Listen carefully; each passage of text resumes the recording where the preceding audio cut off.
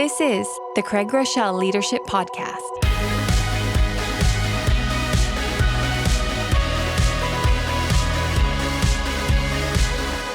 Hey, welcome to the Craig Groeschel Leadership Podcast. I'm really honored that you take a little bit of time to spend with us. We're talking about leadership because we know that when the leader gets better, everyone gets better. And I am very passionate. My goal is to help you become the leader that others love to follow. If you're new with us, welcome to our community. We release a brand new teaching on the first Thursday of every single month. And if you have not yet subscribed, I would love to invite you to subscribe. If you're interested in receiving the notes, a lot of people like to go over the notes and questions with groups.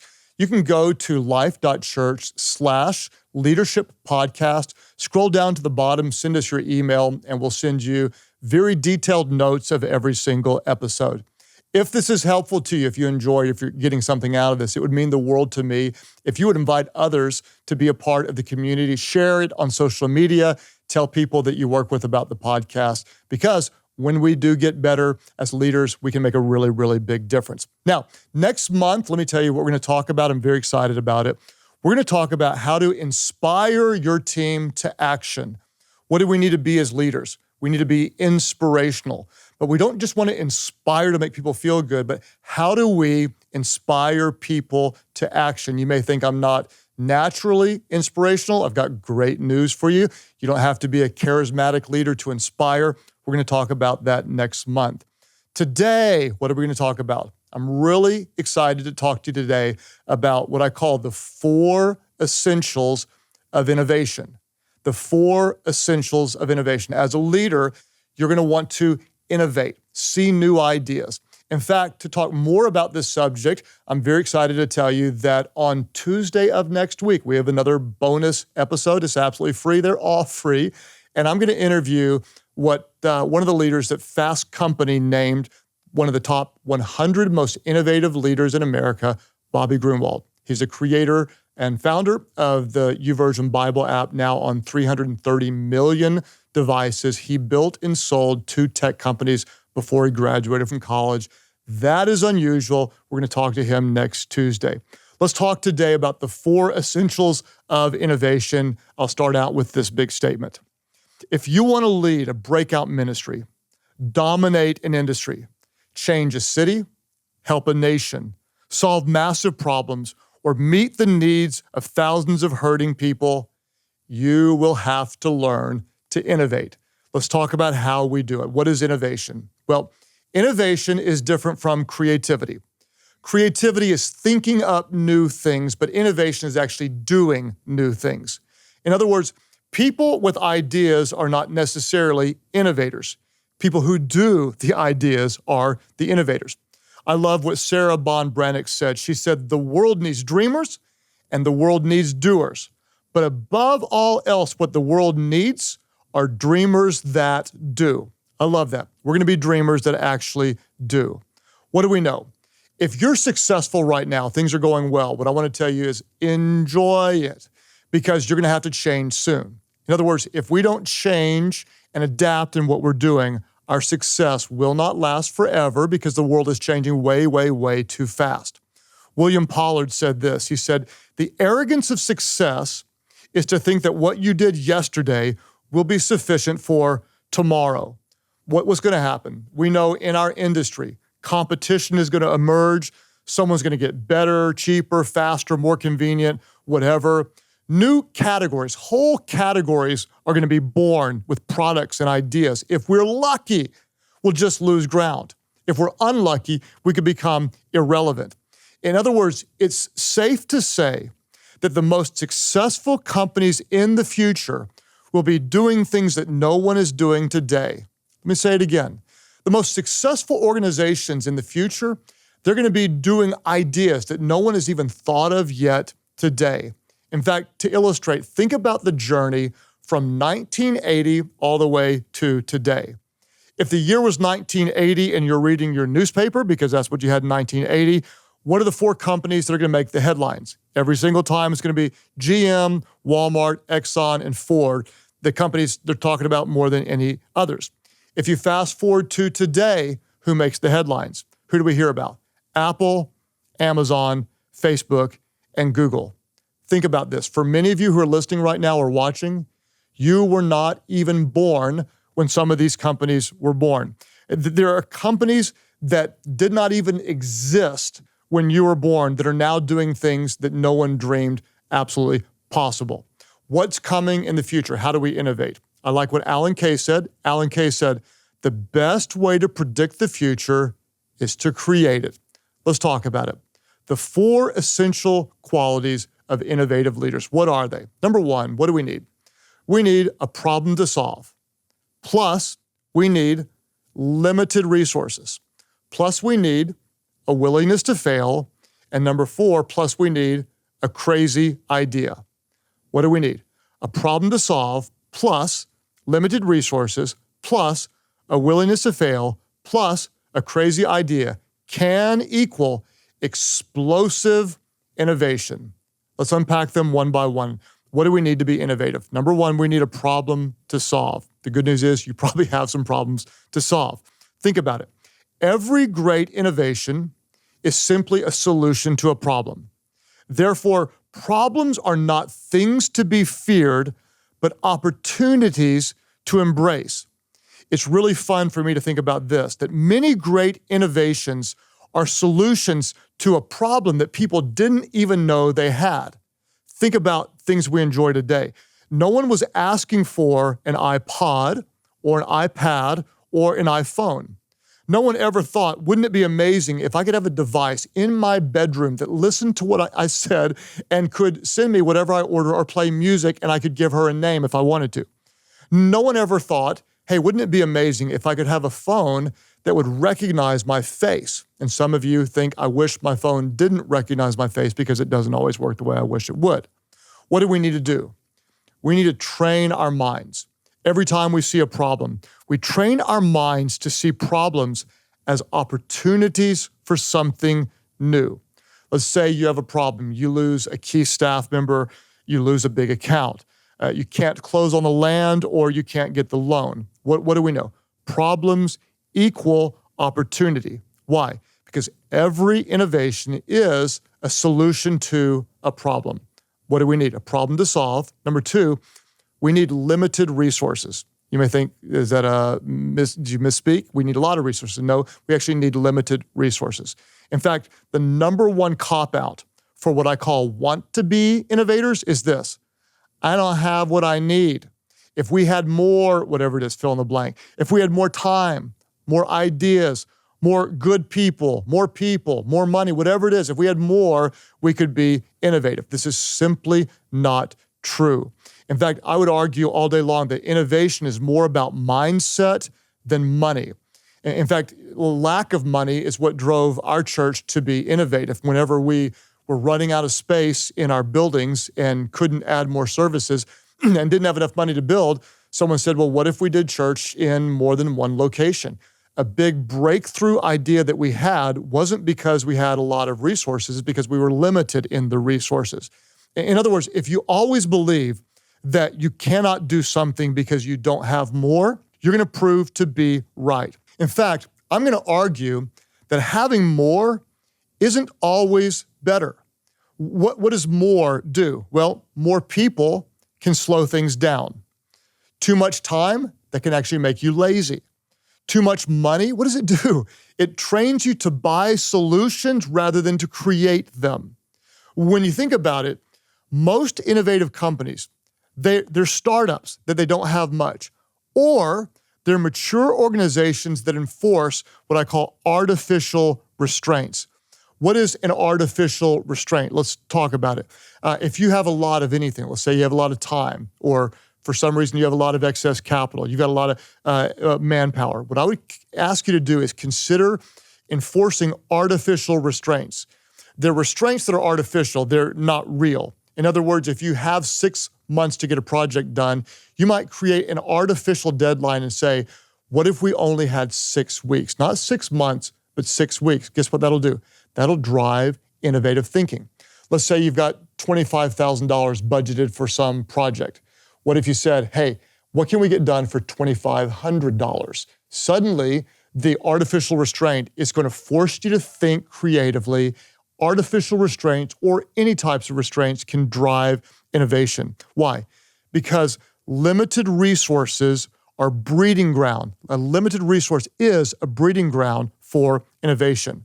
Some more thoughts about this. I would encourage you, when you're looking for a breakthrough idea, to try to avoid either or scenarios. We can do this or we can do that. If you want to be innovative, why don't you say this? Can we do both? Or what if we did neither? Let's pretend like we couldn't do A or B. Sometimes the most innovative ideas are born when you say, let's not do one or the other. Let's do a whole new idea. What do we need? We need a problem to solve. We need limited resources. Number 3, we need a willingness to fail. Kurt Richardson says this. Kurt says, failure is a part of innovation, perhaps the most important part. I love that quote. Some people will say this. They'll sometimes say, well, for us, failure is not an option. What I would say is you're absolutely right.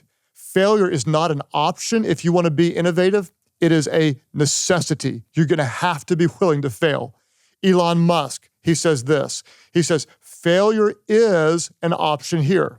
Then he says, if you're not failing, you're not innovating enough. What do we know about our organizations? We're all going to make mistakes, right? When we make mistakes, the type of mistakes we want to make are aggressive ones. We want to make mistakes attempting something new, not passive mistakes, holding back and always playing it safe. In fact, in our organizations, this year, we're going to launch 5 brand new church locations.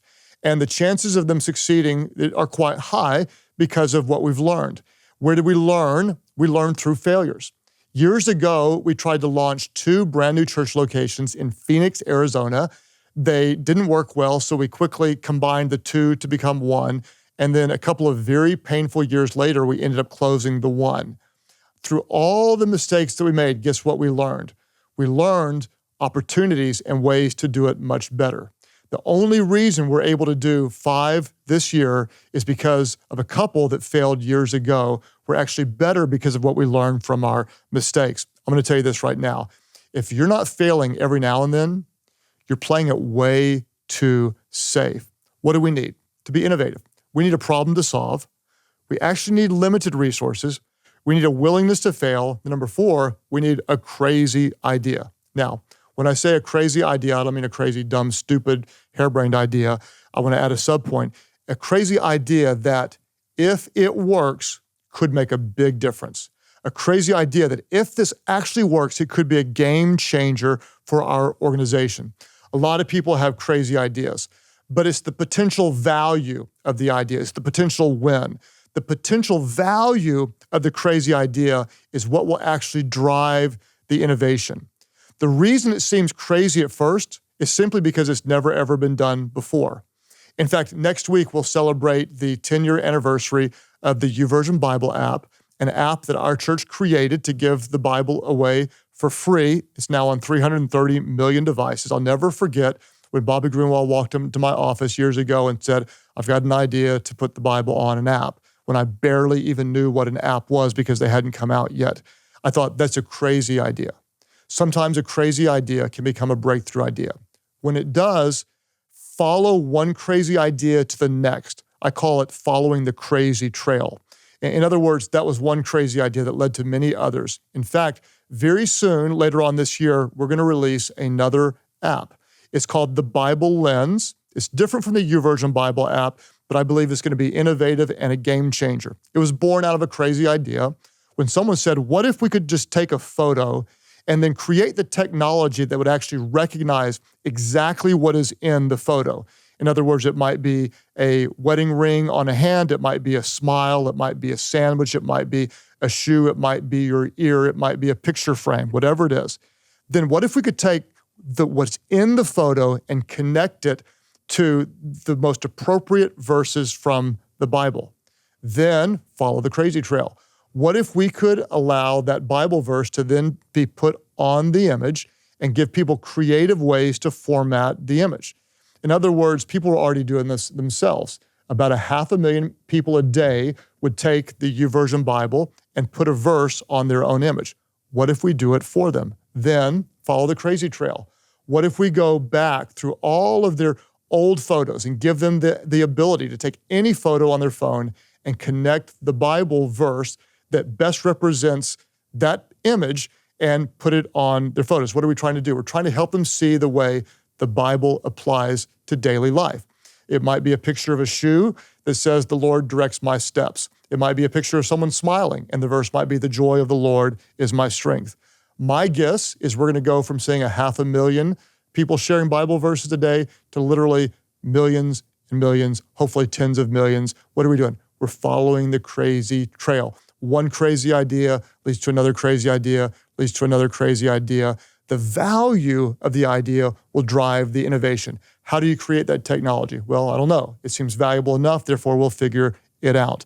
Now, I hope you'll understand this. The YouVersion Bible app, it came out of the church that I lead, but it was not my idea. It was Bobby Grumwald's idea. The Bible Lens, guess what? That was not Bobby Grumwald's idea. That was someone on his team's idea. And this is what's so great about being an innovative leader, is this. The idea doesn't have to be yours as a leader. What do you need? You simply need the wisdom to recognize it and the courage to attempt it.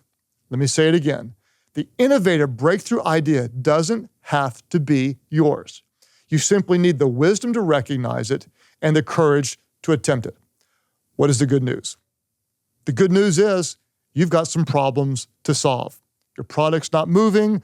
There's new competition that's crushing you. Your organization is stalled. You're not reaching as many people as you'd like, whatever it is. And guess what else? You likely have limited resources.